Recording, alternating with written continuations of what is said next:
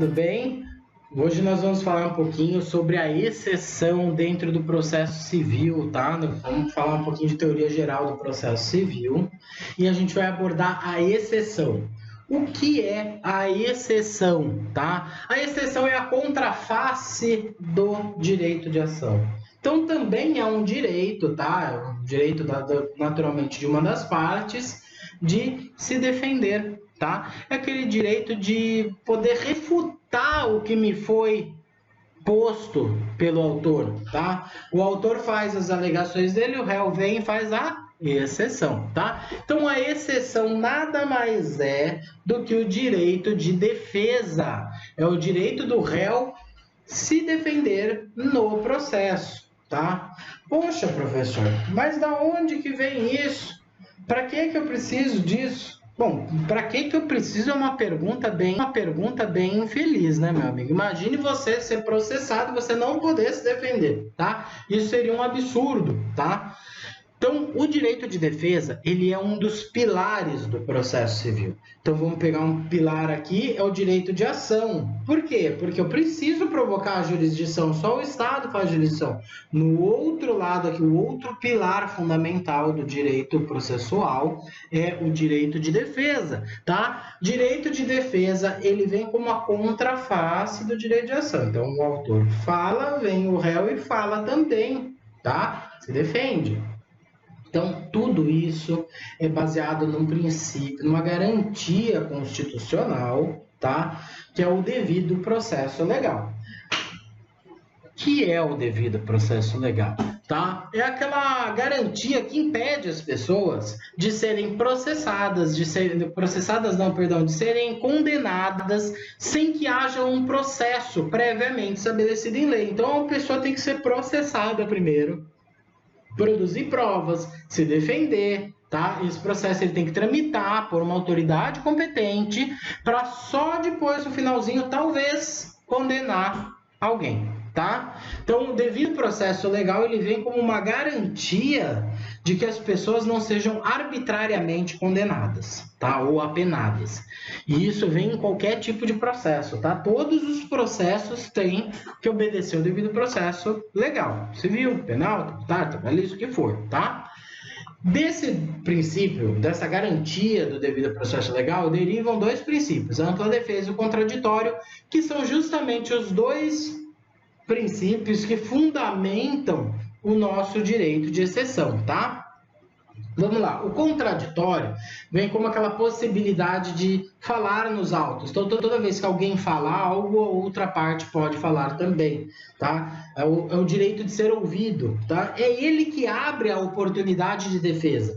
É graças ao princípio do contraditório que eu tenho a oportunidade de exceção, a oportunidade de me defender, tá? A ampla defesa, já pelo seu lado, é o que viabiliza os meios de defesa. Então, assim, contraditório me libera para fazer a defesa. Contraditório fala, vai filho, se defenda. E a ampla defesa vem como um manto que me permite realizar essa defesa no sentido mais largo possível, tá? Desde que obedeça os meios legais. Então, é a ampla defesa que possibilita os meios de realização da defesa. O contraditório autoriza a defesa e a ampla defesa possibilita os meios de defesa. Tudo bem? Perfeito. Bom, então vamos lá. O que é uma exceção? Exceção é o direito de defesa, tá? Qual que é a natureza jurídica da exceção? De exceção, tá? Assim como da ação é a natureza de ação. Tudo bem, vai, é meio petício príncipes, é meio circular falar que a exceção tem natureza de exceção. Mas por que isso? Porque é um pilar, tá? É a exceção que dá a qualidade de defesa, tá? Então, todo tipo de defesa tem natureza jurídica de exceção. Assim como todas as ações ou todas as medidas semelhantes à ação têm natureza de ação, tá? Mas até aí tudo bem. O que seria essa natureza de exceção, essa natureza de ação? Quando a gente falou de ação, a gente falou de natureza jurídica em direito público subjetivo, tá? A exceção também tem uma natureza de direito público subjetivo. Só tem que tomar cuidado com um ponto. A exceção, ela só é parcialmente subjetiva, tá? Só parte da exceção depende do meu facultas agendi, depende da minha vontade de agir. Então, a minha defesa, apenas numa parcela dela, em um dos lados dessa defesa, eu posso abrir mão. Eu posso não me defender. Em outro lado, depende de uma garantia de ordem pública. Então, o Estado vai reconhecer aquela defesa ainda que eu não a faça, tá? A gente já vai chegar na diferença entre cada uma delas, tá? Então, vamos lá. Natureza jurídica da exceção é de direito público subjetivo. Tudo bem? Ou simplesmente defesa, ou simplesmente exceção. Tudo bem? Então vamos lá. Lembrando que é um dos pilares do processo, tá? Não há processo sem defesa. Esse termo exceção, tá? Ele pode ser usado num sentido amplo, tá? Ou num sentido estrito. O sentido amplo, ele traduz o direito de defesa. Então, essa máxima de direito de defesa. Toda vez que a gente falar em direito de defesa, a gente está falando em exceção em sentido amplo, tá? Ou lato sensu. Exceção em sentido amplo significa toda e qualquer defesa realizada. É o contraponto feito pelo réu. Tudo que o réu alega para o juízo, alega para o magistrado para demonstrar que não foi ele, tá? Que ele não merece ser condenado. É o direito de defesa no sentido mais amplo, seja em matéria de ordem pública, não seja, qualquer que seja essa defesa, é a exceção em sentido amplo, tá? Para fins didáticos ou até para memorização, fica mais fácil se você memorizar como direito de defesa, depois exceção em sentido estrito e objeção, tá? Eu já vou falar dessas duas. Mas eu acho que fica mais tranquilo de lembrar que a exceção em sentido amplo é o direito de defesa. Então, se referir a isso como direito de defesa. Tá? Então, toda vez que a gente ouviu a terminologia direito de defesa, a gente está falando em exceção em sentido amplo. Tá? Toda vez que a gente falar em exceção em sentido estrito, tá? A gente usa só o termo exceção, tá? Ou exceção em sentido estrito. Tudo bem? Então, vamos lá. O que vem a ser, então, essa exceção em sentido amplo na sua divisão? Essa exceção de sentido amplo ela se divide em exceção em sentido estrito e objeção, tá? O direito de defesa vira exceção e objeção. A exceção em sentido estrito ou simplesmente exceção se refere a toda a matéria que não é de ordem pública. Todo aquele meu direito subjetivo de defesa. O que isso significa? O que diabos é um direito subjetivo de defesa? Tudo aquilo que é direito disponível, tudo que eu posso abrir mão, tá? Se eu puder abrir mão da defesa, eu estou dentro de um direito de exceção, tá? Então, imaginem, por exemplo, num acidente de trânsito, eu resolvo que eu realmente errei. Eu estava mexendo no celular quando causei a colisão. E eu resolvo não me defender, tá? Eu não me defendo. Eu simplesmente entro no processo e fico quieto. Ou peticiono e falo assim, excelência, concordo com o pedido do autor, eu errei, assumo, confesso, tá aqui o dinheiro da indenização. Tá? Esse é o meu direito de exceção em sentido estrito, porque eu posso abrir mão, eu posso dispor dele, tá? Então é toda aquela defesa passível de preclusão, ou seja, eu posso simplesmente não me defender, deixar passar o prazo, ou então, por um acidente, deixar passar o prazo e contra mim recairá a confissão, tá? O juiz não pode reconhecer a defesa de ofício. A exceção em sentido estrito, tá? É aquela em que o juiz não pode reconhecer de ofício. Tudo bem? Não pode reconhecer de ofício. Por quê? Porque essa matéria, ela é de direito disponível. Ela depende do meu facultas agendi. Tudo bem? Tudo bem. Perfeito. E a objeção? A objeção é o outro lado da defesa em sentido amplo, tá? Defesa em sentido amplo vira objeção toda vez que a matéria for de ordem pública, toda vez que depender de uma cognição de ofício do juiz, tá? Ou que o juiz puder reconhecer de ofício, tá? Então imagine, por exemplo, uma prescrição ou uma incompetência absoluta, o juiz pode reconhecer de ofício. É matéria de defesa? É matéria de defesa, mas não depende da parte alegar. O juiz pode reconhecer de ofício. Essas objeções, elas são todas matérias de ordem pública, elas são de interesse do Estado, tá? O Estado, para garantia da ordem jurídica, para estabilidade jurídica, ele deve manter as objeções sob seu julgo, sob seu olho atento, tá? Então, toda vez que há a possibilidade de uma objeção, ou seja, de uma matéria de ordem pública, cabe ao Estado o reconhecimento dessa objeção de ofício, justamente para garantir a estabilidade do sistema. Por exemplo, evitar que uma dívida prescrita seja paga, tá?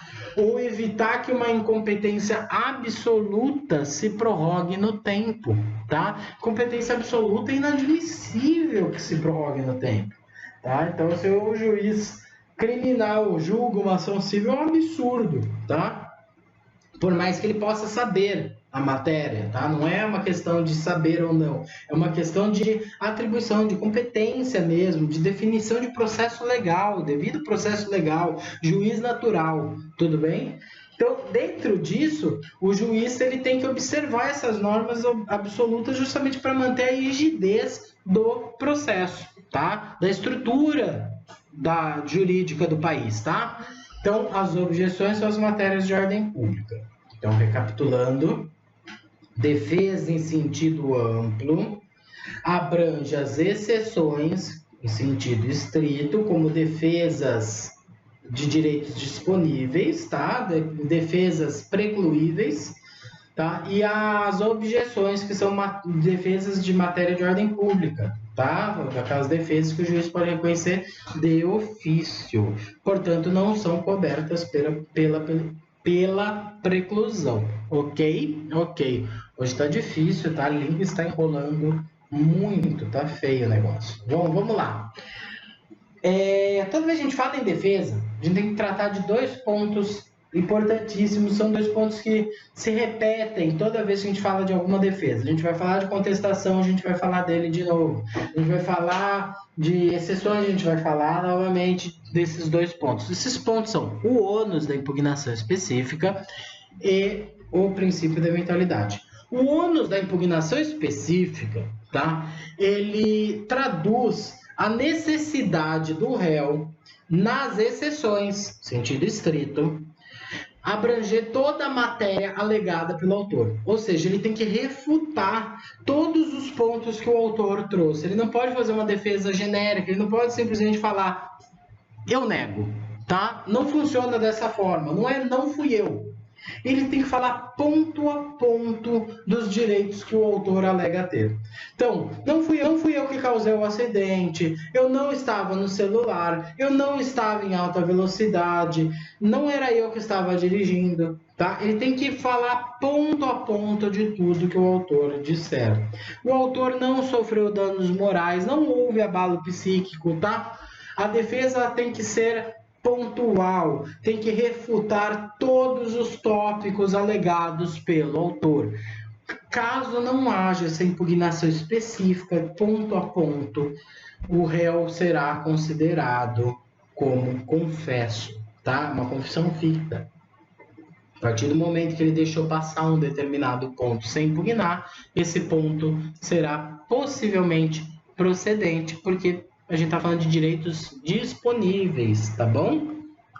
Bom, existem exceções? Existem exceções, tá? Não vamos tratar agora das exceções, mas só para levantar aí a pulguinha para vocês, a questão do curador especial, tá?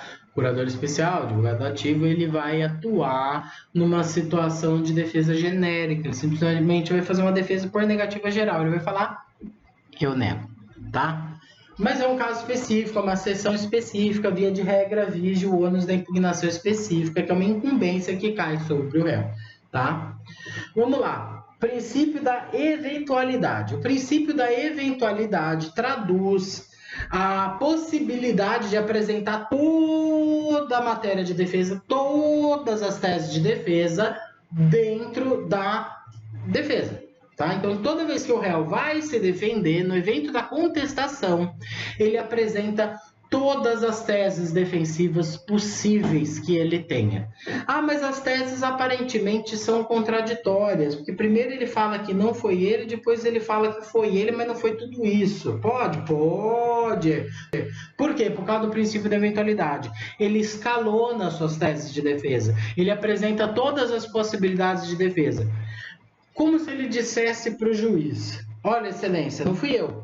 Mas se você entender que fui eu que estava lá mesmo, não foi bem assim. Mas se você entender que foi assim, tá? O dano não foi tão grande.